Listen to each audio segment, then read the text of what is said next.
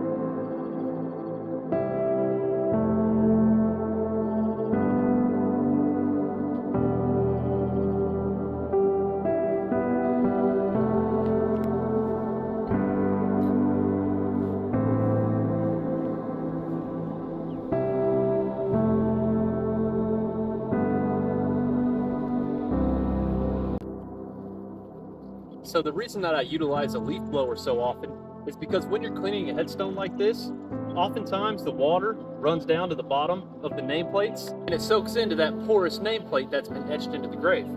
The cool thing about the leaf blower is that it helps get the stones dry, because you can't really tell what's a darker stain versus what is just a wet stone. Now another thing, if you saw earlier in the video, I filled up my small pump sprayer here with D2 biological solution.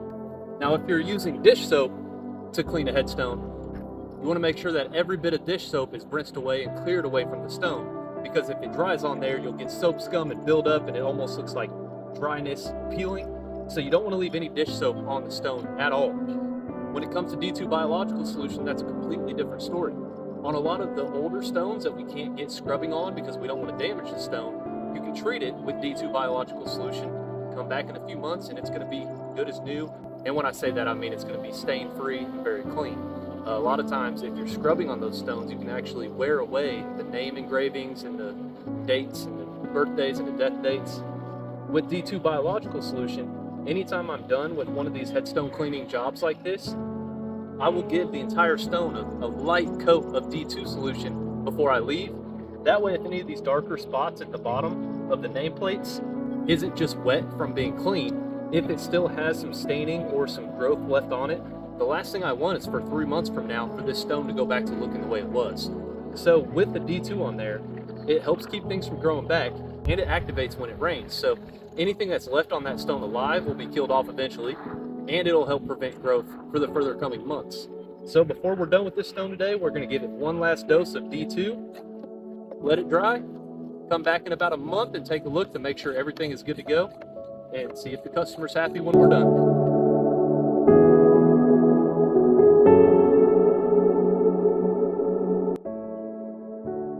And as you can tell, it was pretty dry, but as soon as I sprayed the solution on, it darkened back up at the bottoms, it darkened up at the top, and that's where it's soaking into the stone itself. So I'm not too worried about this having any more of an issue. It should be clean. I'll come back next week when I have the service here again, and I'll take a look at it just to make sure. And if it's not perfect, I'll treat it again with D2, but that probably won't be needed. So there are times where actually finding the headstone in a cemetery can take longer than the cleaning itself. But on today's service, this is one that may require 2 or 3 treatments to get clean, just because you don't want to scrub too hard on one of these and have it eat away at the monument itself. Another thing we're going to have to fix today is all the setting compound on both the top and the bottom are both loose, so we're going to reset the stone as well.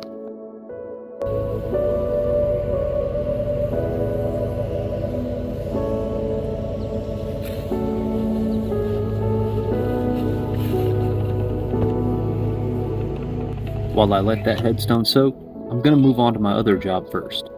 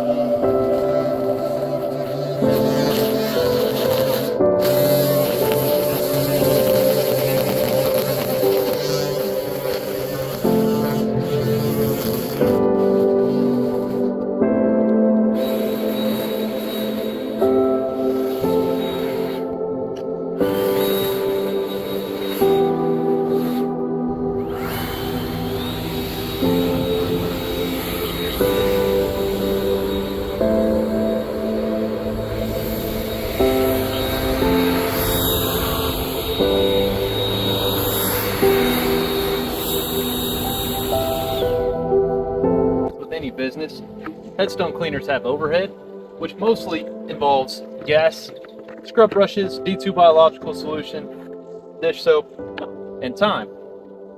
The reason that I'm more able to keep a low price point for my headstone cleaning is because of the fact that I'm already out in the cemetery every day setting committal services. So what I like to do with families that reach out for a headstone cleaning is let them know that I travel all over Illinois and Indiana for the central regions of both states. And as soon as it becomes available for me to get near that area, I will get the headstone cleaned. So while a monument company may charge $300, $400, $500 to get a headstone clean, just because they have their own truck, it takes gas, they have to send a guy out and pay the guy to do the work. For me, I can keep the prices lower just because I'm already out here, and I'll get it done within a few weeks. Today, it just so happened that I picked up another headstone cleaning service at this cemetery where I was already planning on coming today, so I can keep the price really low for that family. In most cases, for the newer headstones, an average headstone cleaning will cost between $40 and $100. For the older stones that require a lot of the D2 biological solution, that price point will be higher, just because of the fact that D2 biological solution is $35 for a squirt bottle and around $70 for a gallon. I am lucky enough to have a boss that knows what I do, and on a day like today, someone reached out to him for a headstone cleaning, and our monument company doesn't offer those services, so he sends those jobs my way. And when a family reaches out to me for some type of repair or replacement of vases, or basically anything involved with the repair or installation side of things, I will send him his way. So it's more of a partnership, and it works out really well for the both of us because I can make a side income cleaning headstones, and he can pick up headstone repair jobs from me.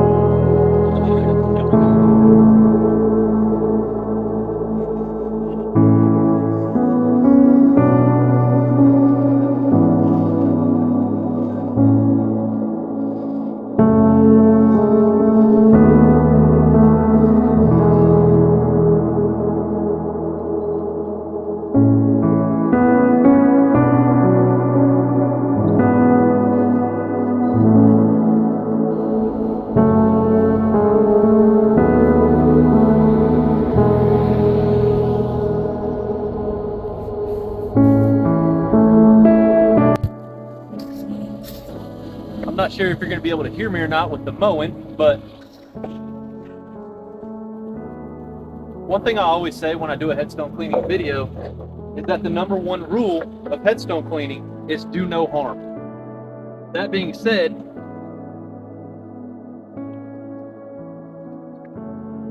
there are a lot of headstone cleaners out there. A lot of us have made really in-depth, detailed videos on how to clean, what to use to clean, and what products and what not to do.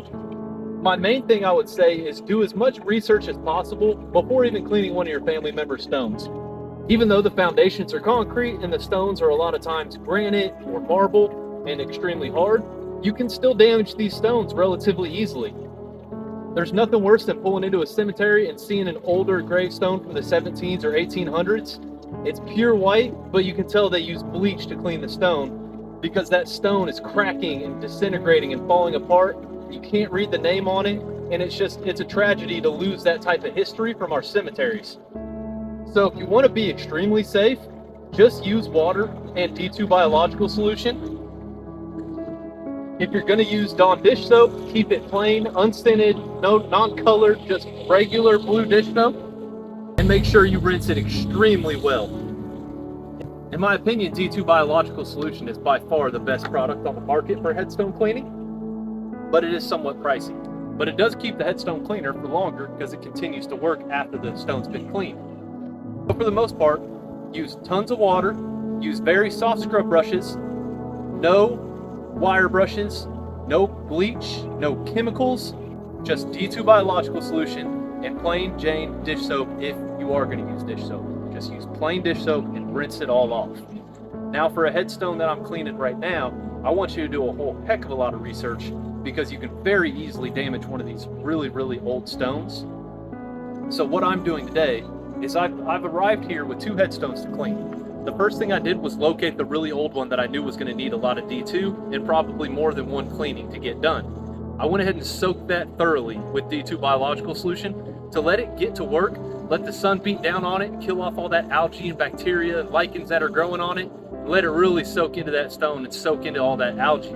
I went and cleaned the other stone and got it done. Now on that one I did use dish soap, diluted down in a gallon of water, and I rinsed it all thoroughly. Now the one thing that D2 is really good for is I may not have gotten every little speck of algae, and if you don't get it all, it can come back.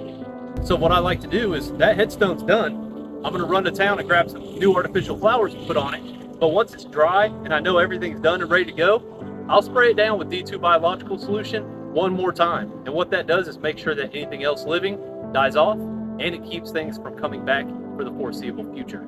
That might be 6 months, might be a year, but one thing people can do is if you go out and clean your family's headstone and it's in a really shady area with a lot of trees and a lot of moss, go out twice a year, just coat that whole stone down with D2 biological solution. You'll never have to worry about that buildup. I swear by this product. I'm not even affiliated with it in any way, shape, or form. I still buy it at full price. I just love using it, and it's my main overhead for this job. My truck, I do everything on the road, so it's company gas, but I also let my boss know, of course, and he lets me stop by cemeteries that are en route to my service or en route on the way back. The only thing else I've got is my water, and that's 35 gallons of water that I only use every 3 or 4 months. I fill up a little 2-gallon pump sprayer, and this usually cleans at least 1 or 2 headstones. So D2 biological solution is my main expense, and it's $35 for a squirt bottle and around $70 to $80 depending on where you buy it for a gallon of it. And you can get that at Atlas Preservation. I'm also not affiliated with them, but they are a great company that does a lot of great work. They sell D2 biological solution. There's a couple other monument companies that sell it as well. Walmart technically sells it, but it's through their store and it's like a third-party dealer or something. Don't do that. Just support one of your local monument companies that sells it. Help them do more good work, because a lot of the monument companies like Atlas Preservation do a lot of donation work as well, bringing these cemeteries back to life, re-erecting these stones and cleaning up old stones so that the history can be read and it preserves the history of our country. So support small businesses and do your research for headstone cleaning. Now, if you'll notice, and if you can hear me, this stone looks a heck of a lot worse than when I first treated it today. And that's exactly what I want to see. I want to see all that algae and lichen and everything reacting with the solution. That lets me know it's getting to work, getting into the stone, and those stains are coming out to the surface and leaching off the stone. So while I go get my blower and trimmer and all my headstone cleaning supplies, I'm going to treat this lightly one more time. Then we're going to do a soft scrub on it, rinse it off extremely well so that we can then reset the bottom and the top. And then when it comes to a concrete foundation like this, the best thing we can do is give it a light scrub as well and wait for the D2 to do its work to clear up the stains on this, because those stains in concrete, they get real deep in there and it's almost impossible to scrub them out. So let's get this treated one more time and we'll get to work.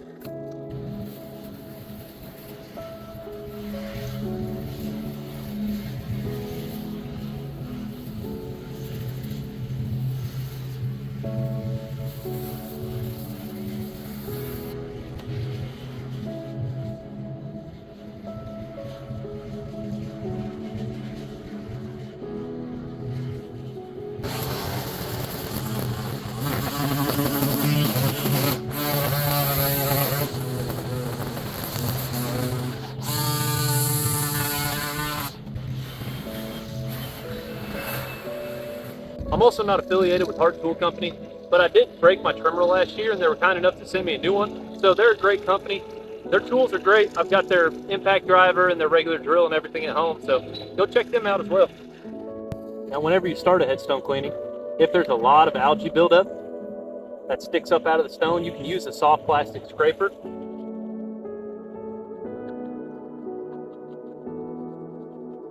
So just get some of that big stuff off there. That way it doesn't clog up your brush when you start brushing it.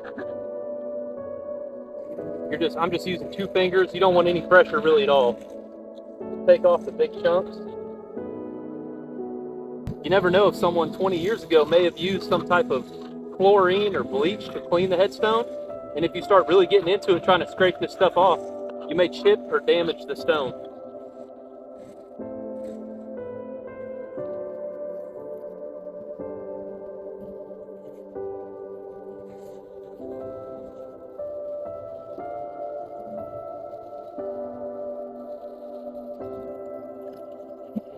So this white scrub brush is basically the softest scrub brush I have. And it's really good for stones like this because you don't really have a chance of damaging anything. It's super soft.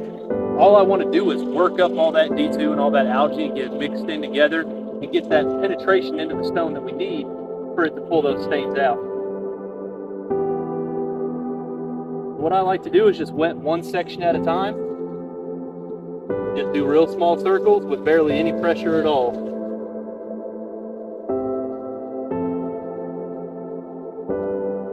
And truth be told, it's just like washing a car. You should always start from the top.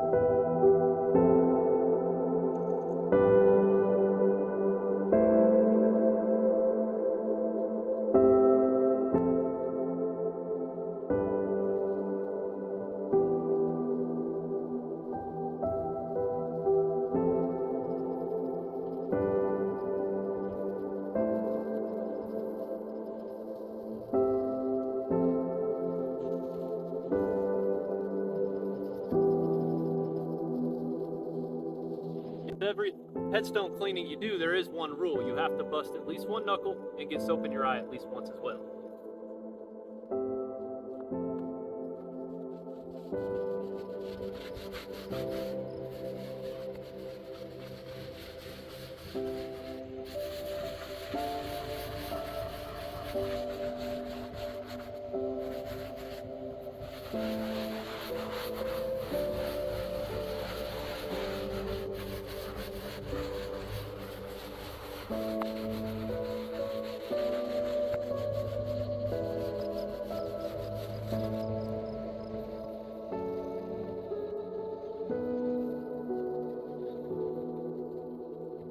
Always keep that stone wet. You don't want it to dry.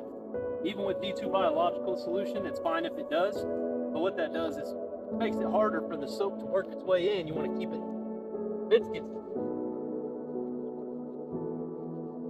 You want to keep it active and sudsy. That way it continues to work.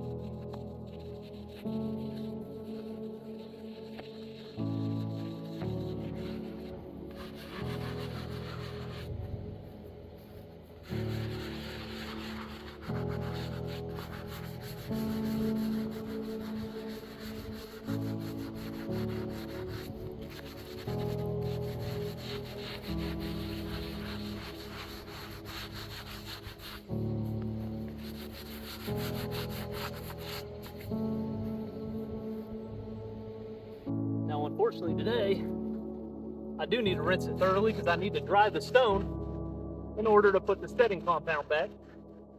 But it'll still leave a lot of that solution on there.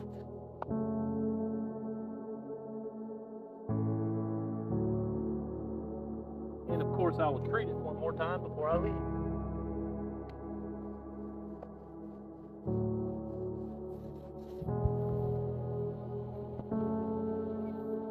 All right, now while I go get my setting compound ready and get everything good to go, I'm just gonna let this continue to soak. Then I'll suds it up again real good. We'll rinse it, dry it, and reset it so that it's stable and not gonna fall over in a thunderstorm or if an animal runs past. I don't know how many times I've reset headstones because of a deer running into the side of one.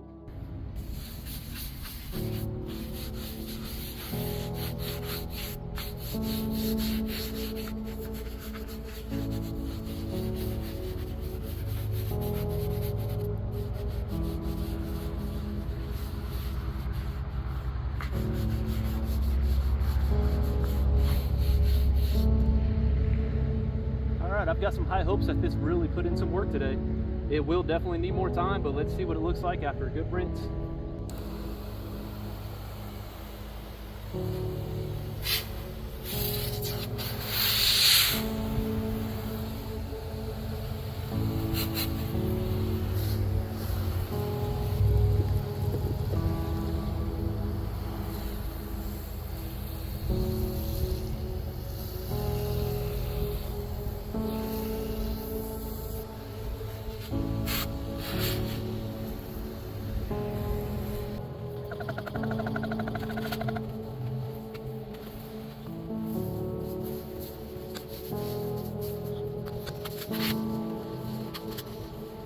And rookie error, I completely forgot that we were resetting these. So in between the stones has to be cleaned as well.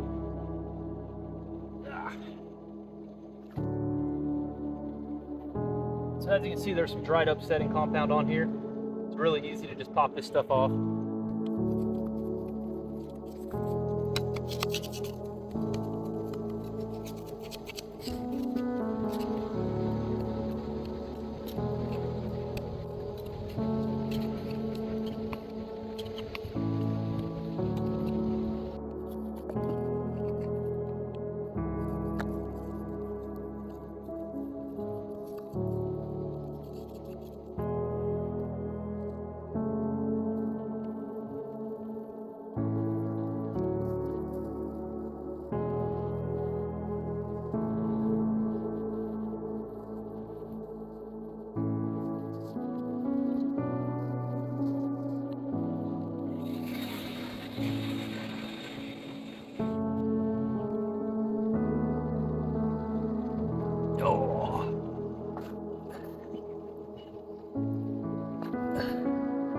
Foundation is somewhat heavier.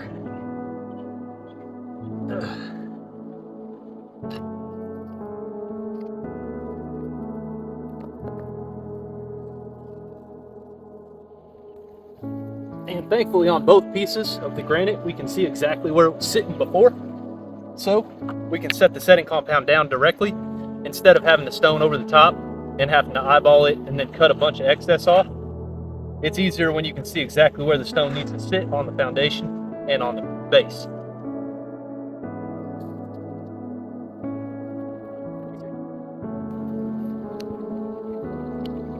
Just like the Boy Scouts, always leave a place better than you found it.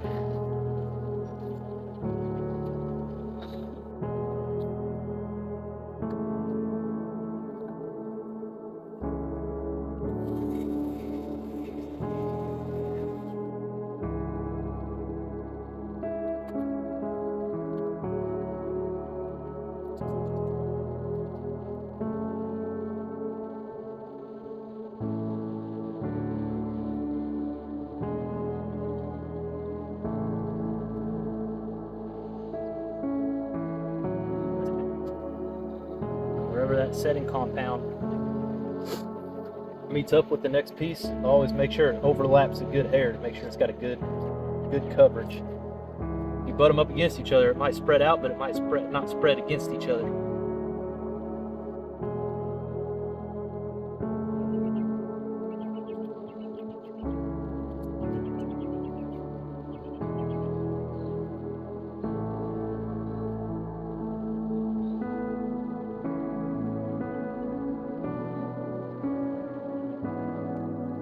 it looks just a little thin, we'll just add a little bit more.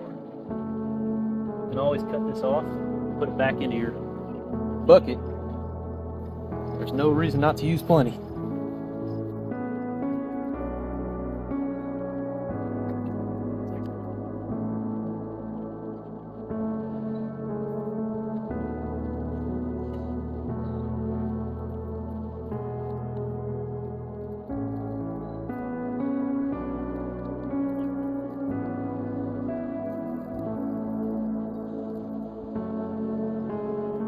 I'll admit, using a knife might seem a little bit aggressive, but most guys use a metal blade of some sort. This was just $1 at Dollar Tree, and I use it for edging stones, but it's perfect also for removing the excess setting compound. I just press down so I feel the concrete, but I'm not scratching it. At a perfect angle to leave just a little bit of excess. Make sure as it settles, the compound can move out ever so slightly.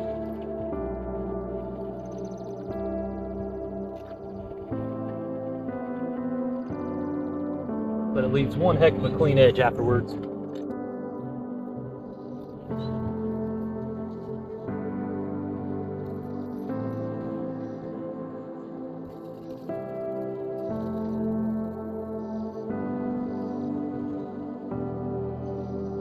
while I do consider myself a professional headstone cleaner, I don't consider myself a linguist. So if there's better terms for everything that I'm using that the monument guys out there can correct me on, I'd be happy to hear whatever I'm getting wrong. Just know that the repair itself is being done right.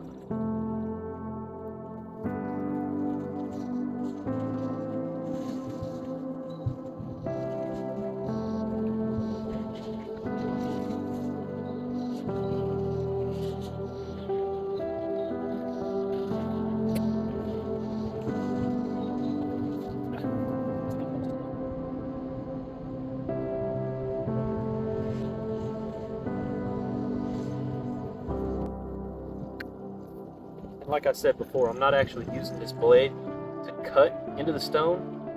I just press down and lightly drag it, just enough to push through that clay-like setting compound.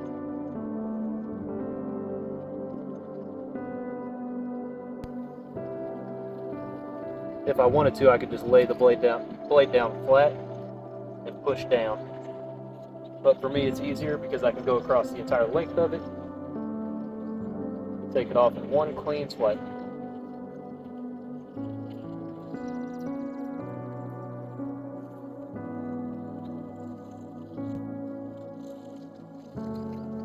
I'm actually pleasantly surprised about how this one turned out today. I didn't think it was going to come quite as clean as it's already gotten. So normally I'd have to come back in a few weeks, treat it with D2 again, and then let the customer know that the cleaning job was complete. But on this one, I might take some after pictures and go ahead and send them over, and also let the family know that it will continue to clear up in the coming weeks.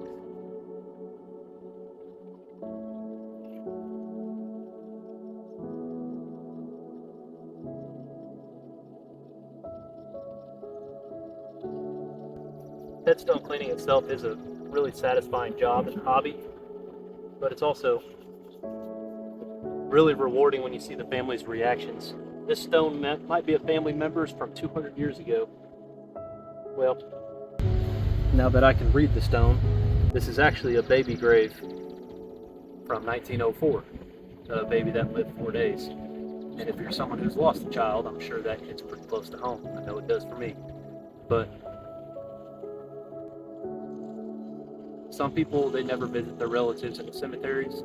Other people, they stop by daily. I know of a couple cemeteries where I've gotten to know people on a first name basis that come out every single day and talk to their loved ones, whether it be a lost wife, a lost child. And for some people, doing something like this means the absolute world to them.